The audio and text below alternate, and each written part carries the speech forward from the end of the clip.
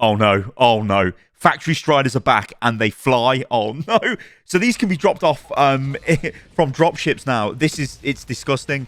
It's going to be a problem. It's going to be a big problem. I mean, look at this. What chance have you got against this?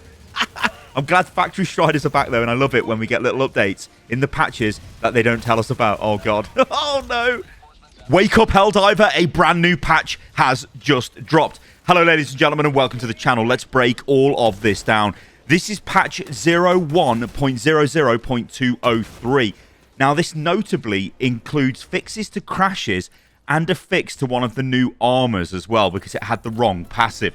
So let's break all of this down. And also, there is acknowledgement of problems in the game that are still problems, and they are still working to fix them. So let's do this. Good day, citizens and Helldivers of Super Earth.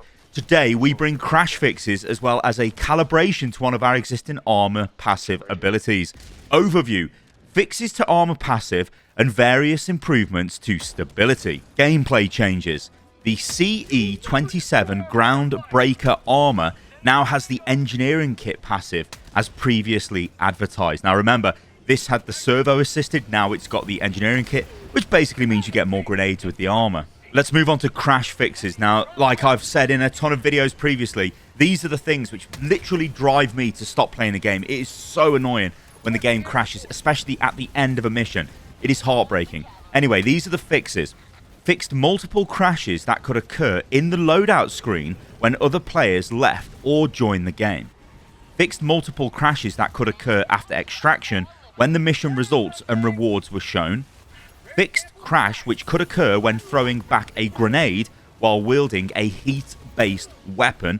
Now that's an interesting one because I've literally been avoiding all grenades because I really don't want to crash the game, because obviously this was a known issue for a while, but it turns out it was only when you were using heat-based weapons, so I would have been okay throwing the grenades back because I've only been using the eruptor. Anyway, a heat-based, by the way, just would mean like laser weaponry. Essentially, if it's got a heat sink, at least I presume that's what they mean by that. Fix the crash that could occur when hosting a play session migrates to another player. Fix the crash that could occur if too many civilians spawn. I mean, that's never an issue I've had because they're just generally being killed by the bots or by my own team. Fixed various other crashes that could occur when deploying to mission. Fixed various other crashes that could occur during gameplay. And then moving on to additional fixes, fixed an issue that resulted in different damage being dealt enemies between PC and console players. Okay. the note's a bit weird there, but basically that's very interesting, isn't it? Different damage was being dealt. What? Whether you're on PC or console. Red boxes in defense missions are no longer visible. Oh, that's good, because they were all around the edge of the map. They look really strange. Like they'd be on the terrain. Major orders should now properly display text. Okay, excellent. Right, this is where we're getting into it, because these are the problems in the game that are in the game right now, and they are known issues. So this is critical information. If you're playing the game, you really need to be aware of this, because you can play around these problems. So let's break all of this down, because some of them are obviously they're game breaking, really. Or you can be doing stuff and thinking, well, why isn't this working? Well, the answer is, well, I'm about to give it you. These are issues that were either introduced by this patch or are being worked on, or are from a previous version and have not yet been fixed. This list is not exhaustive, and we are continuing to identify issues and create fixes. These are organized by feedback reports, severity, etc. So the first one is superior packing methodology ship module does not work properly, and this still does not work, and this has not been fixed. And remember, they did sort of insinuate that a fix was coming for this very soon. It looks like that fix isn't happening, and this won't happen probably until next week at the very earliest. So do not buy this. It's a very expensive upgrade. It does not work, so do not buy it. I mean, when I got to the point of being able to afford a tier 4, I got the Eagle one for the additional bomb, because I think that's just probably the best one anyway. And I always use Eagle Airstrike, so give me another bomb. That's the best. Anyway, players may be unable to navigate to the search results in the social menu. These are the issues with friend invites and crossplay. So player name may show up blank on the other player's friend list. Friend requests cannot be accepted when requesting player change their username before the request was accepted. Cross-platform friend invites might not show up in the friends request tab. Players cannot unfriend players befriended via friend code. Players cannot unblock players that were not in their friends list beforehand. Now, these ones are the game-breaking issues, right? So you've got to be aware of this. These are game-breaking known issues. like I said, be aware of this. So the first one is damage over time effects may only apply when dealt by the host. This is a massive issue in the game because it means flame weapons or like even the thermite grenade as well, anything that applies damage over time does not work unless you are the host.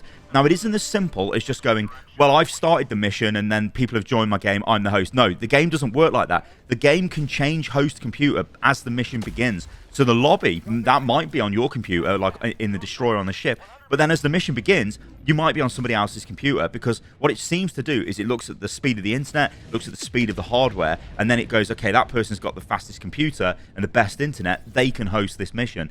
Well, then they get the damage over time effect. So if you've taken a flame loadout thinking, I'm the host, and you're not the host, well then, tough luck. Also, if you don't even know this is the thing, you'll use the flame weapons and go, well, these are terrible. I'm never using these again. Then you might see somebody else in a game use the flamer and instantly killing like charges. And you're like, what is going on here? It's because they're the host. Yeah, it's a massive problem, this is, and it really, really needs to be fixed.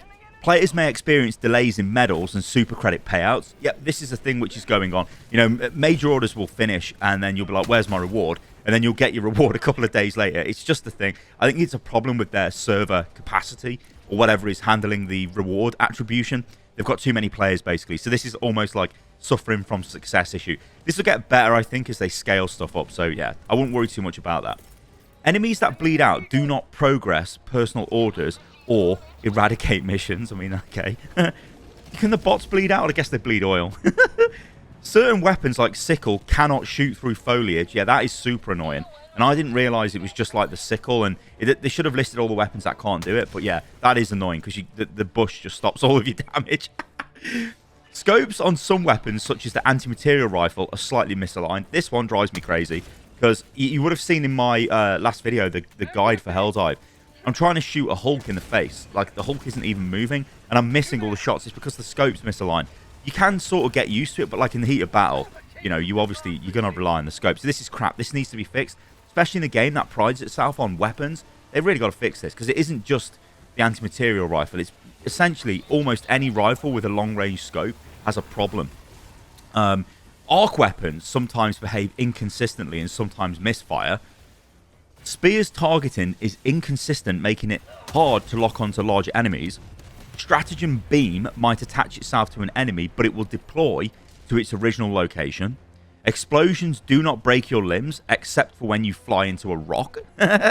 Area around Automaton Detector Tower makes blue stratagems, such as the Hell Bomb, bounce and be repelled when trying to cool them down close to the tower. Planet Liberation reaches 100% at the end of every defense mission. So those are the patch notes, guys. Like, honestly, there's quite a lot here in this. I mean, there's obviously a ton of known issues that still need to be worked on, but it's good that they are telling us about this and they are working on it. So this is good job, Arrowhead. Keep this stuff coming, and yeah, let's move on. Is this now the canon lore official version of Eagle One? Well, the Helldivers official X account actually retweeted. Like, well, you know X? Like, I'm calling it Twitter in my mind, but I'm calling it X because that's its name. But then this is retweeted, reposted. I mean, what even is the terminology anymore? I don't even know. Anyway, I'm just going to call it Twitter in this video, whatever. And I'm always going to get confused. It's such the stupidest brand change ever in the history of whatever. But whatever. So, Helldivers 2 tweeted... Eyes up and focused on the mission, Helldivers. She's married to democracy and liberty is her boyfriend. And then this is from Spirit Draw S. A great like rendition of what Eagle 1 could look like. And is this now lore accurate?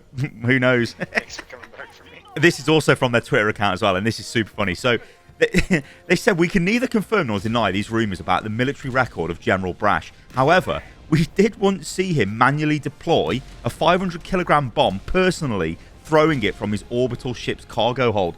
And I'm like, this is like some Chuck Norris stuff. What's going on here? So I clicked on the post, and this is what I found. General Brasch is the greatest patriot that ever lived.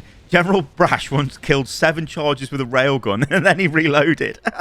General Brasch's boots are the most lethal form of termicide spray that has ever existed. General Brasch once destroyed a tank by pointing at it and yelling, bang. Okay, a bit of Saving Private Ryan. A Hulk once set General Brasch on fire. After several days of agonising pain, the Hulk died. Instead of a Hellpod launcher, General Brasch has a diving board installed in his personal super destroyer. The only reason General Brasch hasn't wiped out enemies of democracy by now is because there's only one of him. He prefers it that way. Some of the posts are stupid. The orbital walking barrage was named after General Brasch's patrol routine. Enemy artillery get a warning of being in General Brasch range. And this is the best one. General Brasch, he doesn't need to file a CO1 form. And if you know, you know. All right, ladies and gentlemen, thank you for listening and watching the video. We're expecting a major order update at some point today. We'll see what that kind of does with the story and how we're going to deal with that. But yeah, I want to keep you guys up to date. If you did enjoy the video, then like the video, subscribe to the channel, and yeah, leave a comment, and I'll catch you lovely lot on the next one. See you soon.